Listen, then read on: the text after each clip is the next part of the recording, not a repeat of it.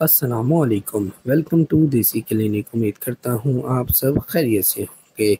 नाजरीन, आज की इस वीडियो में हम बात कर रहे हैं ऐसी तमाम ख़वातीन की जो कि शादीशुदा हों या गैर शादीशुदा हों और किसी भी वजह से उनकी शर्मगाह लूज़ हो गई है।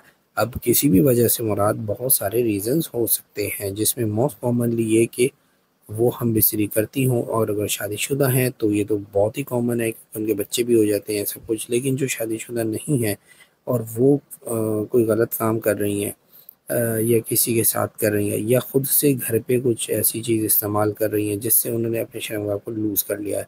अच्छा, यहाँ पे दो चीज़ें बहुत कॉमन हैं। एक ख़वातीन वो होती हैं जो कि जिनकी शिकायत सिर्फ़ ये होती है कि शर्मगाह लूज़ है, और दूसरी ख़वातीन ऐसी होती हैं जिनकी शिकायत ये होती है कि हमारी शर्मगाह के ऊपर की जो स्किन है, जो खाल है, वो ख़राब हो गई है।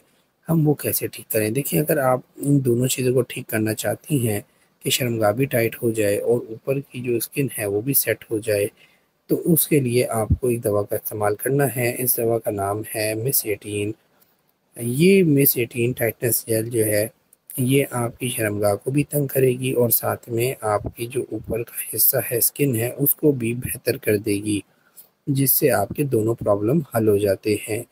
अब इसका इस्तेमाल बहुत ही आसान है। ये जिस तरह ये जेल फॉर्म में होती है, आपने उंगली में थोड़ी सी जेल लेनी है, शर्मगाह के अंदर भी लगानी है, और शर्मगाह के ऊपर की जो स्किन है, अगर वो ख़राब है तो उसके ऊपर भी आप इसको लगा सकती हैं, जिसके इस्तेमाल से 1 महीने के इस्तेमाल से आपकी शर्मगाह मुकम्मल तंग भी हो जाएगी, और साथ में इंशाल्लाह ये जो आपकी स्किन का मसला है, जो कि ख़राब सी हो गई या लटक गई या अजीब सी हो गई, उसमें भी बहुत हद तक बेहतरी आ जाएगी।